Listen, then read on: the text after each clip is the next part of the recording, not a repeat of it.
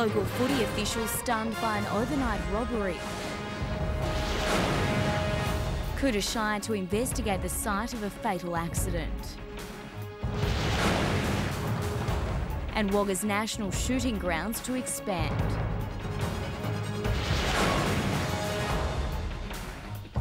Good evening, I'm Ashley Brown and thanks for joining us tonight. Also tonight, Indigenous soldiers graduate from Kapooka Army Base and Tumut pump to defend their Group 9 title.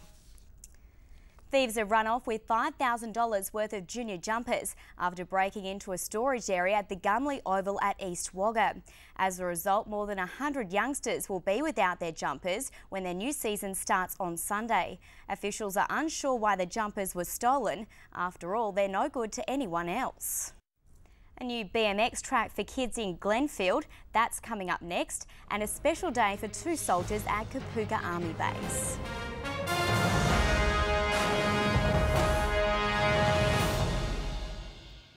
Sunday night has the exclusive interview with that pilot who killed 5 Australians. And what he has to say is breathtaking. Sunday night at...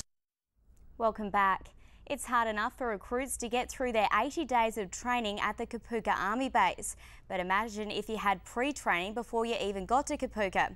Well, for two recruits who marched out of the base today, that was the reality. They were part of a special pre-recruitment course in Townsville that's about getting more Indigenous soldiers into the Army.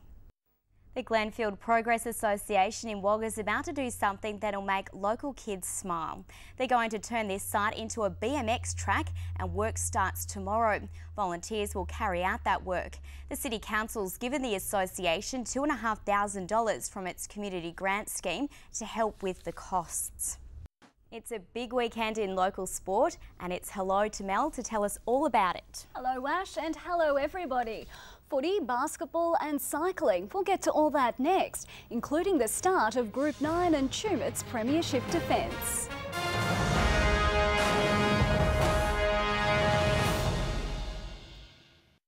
When news happens, grab your phone and send it to 0408 My News. The Australian Clay Target Association has reached an agreement today with Wagga City Council to buy the land that houses their national shooting grounds.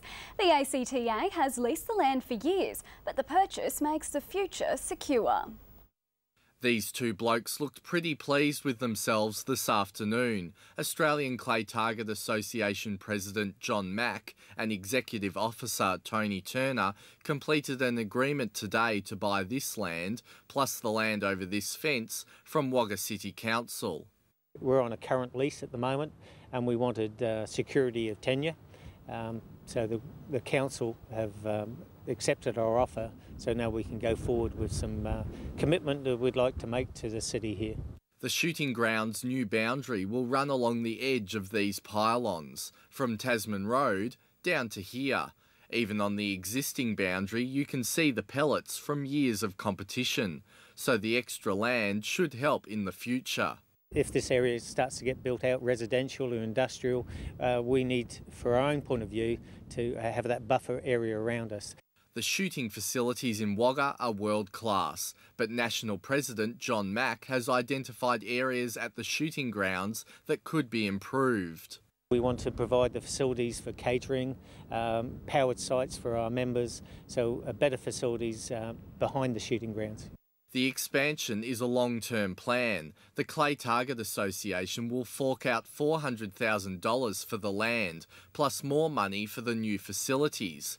The plans include a new clubhouse here, the old one's past its use-by date, some Olympic-style shooting facilities here, plus some more amenities and powered sites for visitors behind them, and of course, the extension of this boundary. And this has been in the pipeline for a while, so it's not something that we've jumped into. We believe that the first stage is well in hand. The developments at the National Shooting Grounds could mean Wagga hosts the World Skeet Shooting titles in the next couple of years. Michael Huguenin, Prime News. And the Wagga Gold Cup Carnival starts on Sunday at the Murrumbidgee Turf Club. The feature race is the Murrumbidgee Cup over 1,800 metres. The winner is guaranteed a start in the Wagga Gold Cup on May the 1st. And Sunday is Blokes Day Out, so men get in for free. And boys, it looks like it's going to be a really nice weekend on the Ray. We'll talk about that next in tonight's news.